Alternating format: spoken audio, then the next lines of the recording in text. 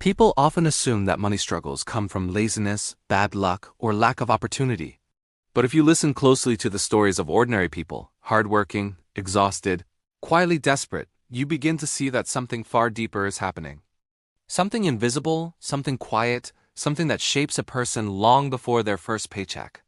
This story begins with a man named Daniel, a man born into a life that looked ordinary on the outside, but carried a silent weight on the inside, a weight he didn't even know he was dragging.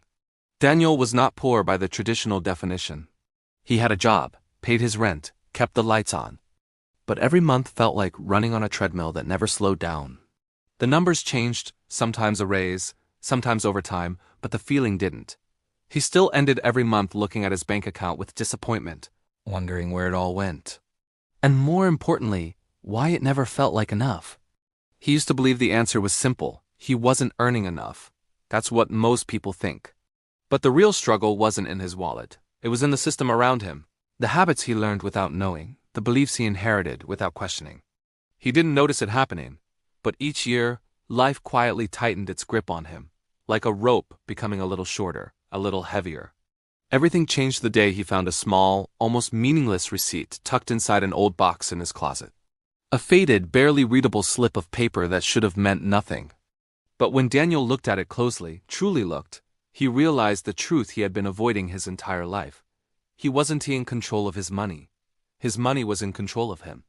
The receipt wasn't the cause, it was the symbol. The proof that 1,000 tiny decisions had built a life he never intended to live. This story is not just about Daniel. It is about millions of people who wake up one day and discover that the struggle they thought was temporary has quietly become permanent. It is about the harsh reality that most people will never escape financial struggle, not because they are incapable, but because they never learned what the struggle actually is. And once you understand Daniel's story, you'll understand why. Long before Daniel became an adult buried under bills and expectations, he was just a kid in a small apartment filled with the sounds of everyday survival. His parents weren't careless or irresponsible, they were simply doing what their parents had done, repeating the patterns they inherited. Every conversation around money carried tension. Every unexpected expense created panic. Every dream of something better was quickly softened by a phrase Daniel heard countless times. "We just can't afford that." These words grew roots inside him. Even when he didn't realize it, they shaped the way he interpreted the world. Always cautious, always afraid, always preparing for the next blow. This mindset wasn't chosen, it was absorbed. Passed down quietly, unintentionally, almost naturally. It's the mindset millions carry into adulthood without ever questioning it. A mindset built not on wealth building, but on survival. When Daniel entered the workforce at 19, he believed something hopeful, that earning his own paycheck would free him. That independence would break the cycle. And for a brief moment, it felt true. The first few months, he smiled at how rich he felt holding money that was finally his. But soon, the pattern returned, faster than he expected. It didn't matter that he was earning more than his parents did at his age. The money still disappeared. The fear still lingered. The future still felt distant. Years passed and Daniel became exactly what society celebrates: responsible, disciplined, hardworking. He woke early, worked late, avoided trouble. But life around him kept getting more expensive. Rent rose, groceries rose. Insurance, fuel, utilities, all rising. Daniel's salary rose too, but like a shadow chasing a sunset, it never quite caught up. And so, slowly, quietly, predictably, financial struggle became the familiar rhythm of his life. What Daniel didn't know, what most people don't know, is that escaping financial struggle requires much more than working hard. It requires unlearning beliefs, resisting temptations engineered to keep you spending, and understanding systems never designed for ordinary people to thrive in. It requires confronting truths that are uncomfortable but necessary. Daniel's story is the journey into those truths, and the harsh realization waiting at the end. Daniel didn't realize how early the world had begun shaping his financial fate. Most people don't. When you're a child, you don't see systems. You see moments. You see your parents arguing softly behind a closed door, believing you can't hear. You see bills sitting on the table longer than they should. You watch your mother cutting coupons, your father checking his bank account with a silent exhale he thinks no one notices. These moments become the background noise of your childhood and eventually the foundation of your reality. By the time Daniel was 10, he could sense tension before he understood it. His parents loved him deeply, but love doesn't erase stress. It just tries to hide it. His mother had a habit of smoothing the creases on her forehead with her fingertips whenever she was worried. His father would tap his foot 3 times when he was thinking about money. Daniel learned these signals the way other children learn the smell of rain or the sound of approaching footsteps. And slowly, he learned something else. Money wasn't just paper. It was pressure, fragile, unpredictable, capable of changing the atmosphere of the entire house. This was the first system, the emotional system. The inheritance no one talks about. Because before you ever manage a budget, you learn how money feels. For Daniel, it felt like caution, like fear, like limits. He didn't choose this mindset, it chose him. And it traveled with him into adulthood like invisible luggage. Years later, when he got his first job at a local hardware store, he believed what millions believe at that stage of life. Now things will get easier. It's a hopeful lie we all tell ourselves. Daniel worked long shifts, sometimes until closing, sometimes on weekends. He learned responsibility. He learned the value of a paycheck. But he didn't learn what to do with that paycheck. Schools don't teach that. Parents rarely know, and society assumes you'll just figure it out. The first few months felt empowering. Daniel bought small things he had always wanted: better shoes, a new phone case, a video game. Nothing extravagant. Just the satisfaction of choosing something without asking permission. But that satisfaction faded quickly. His paycheck, once exciting, began to feel small. Bills appeared, necessities multiplied. And almost without noticing, Daniel found himself living from one payday to the next. Yet, he didn't view this as a warning sign. He viewed it as normal. Everyone around him lived this way. Some struggled more, some less, but the rhythm was the same. Work, spend, repeat. It never occurred to him that he was being pulled into a system far larger than himself. The second system was the economic system, the world built to make you spend, not save. Daniel discovered this slowly. Small things at first. Prices that seemed higher every year. Fees that didn't exist before. Subscriptions he forgot to cancel. Promotions offering savings that somehow made him spend more. It was like trying to walk up a down escalator. No matter how much effort he put in, the stairs moved beneath him in the opposite direction. One afternoon, years after he had started working, Daniel sat in his car outside a grocery store. He had bought the same items he always bought, but the total was noticeably higher. He checked the receipt 3 times, convinced there had been a mistake. There wasn't. Inflation had done what inflation always does. Creep in silently, like a thief who doesn't break windows, just opens doors left unlocked. As he stared at the receipt, a thought crossed his mind, a thought he pushed away almost immediately. Will it always be like this? He didn't want the answer, because deep down he feared he already knew it. But the truth was more complicated and more troubling than he imagined. The system wasn't broken. It was designed. Built by people who understood something Daniel didn't, that the average person would always prioritize comfort over planning, spending over saving, convenience over control. And industries were built around that predictability: subscription models, credit cards, personal loans. Marketing engineered with psychological precision. Entire corporations existed for the sole purpose of making Daniel and millions like him part with their money faster than they earned it. Still, Daniel believed he could outrun it. He took a second job briefly. Worked extra hours. Accepted any overtime offered. For a while, the numbers in his account looked promising. But his lifestyle adjusted just as quickly. A nicer phone. A slightly better apartment. Occasional dinners out with friends. Nothing outrageous. Just small improvements earned through hard work. He never noticed that he was walking directly into a trap. As income increases, so does spending. The world teaches you to upgrade, not stabilize. By 28, Daniel was exhausted but hopeful. He had survived years of grinding work, always believing the next raise, the next job, the next opportunity would finally give him breathing room. And then something happened that shattered that illusion. His car broke down. Not a minor issue. A major one. The kind that costs more than expected, the kind that demands money immediately. Daniel's savings, which he had tried to build, weren't enough. He felt sick, embarrassed, angry at himself. Angry at the world. How could one problem, one mechanical failure, destabilize everything?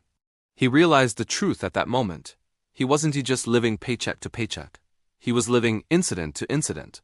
One emergency away from collapse. One unexpected expense away from falling behind.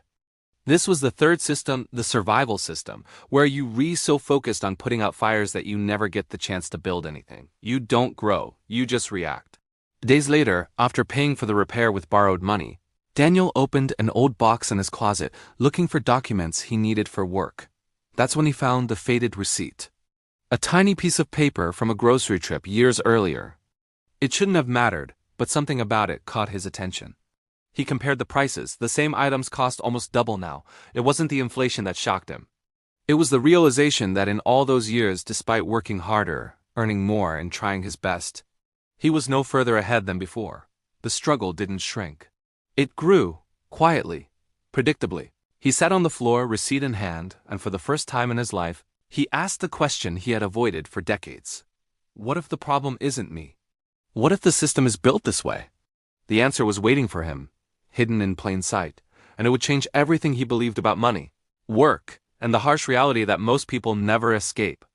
Daniel kept staring at the faded receipt long after the initial shock faded. It felt like a message sent from a different version of himself, a reminder of how long he'd been fighting a battle he didn't understand. The numbers on the paper were small, but the meaning behind them was enormous. That receipt marked something more than rising prices. It marked the slow erosion of hope. It was proof that the world was moving faster than he could ever catch up. For the next few days, Daniel moved through life in a fog. Work felt heavier, conversations felt distant. He watched people in the store, customers joking, arguing, tapping cards, counting coins, and wondered how many of them felt the same quiet desperation he did. He had always assumed financial struggle was a personal failure. But now he began to suspect it was a shared condition, one nearly everyone around him hid behind forced smiles and polite small talk. One evening, after closing, Daniel stayed behind at the store to help a coworker, an older man named Russell. Russell had been working there for 25 years. He was kind, soft-spoken, and always helpful. But now, under the dim fluorescent lights, he looked tired.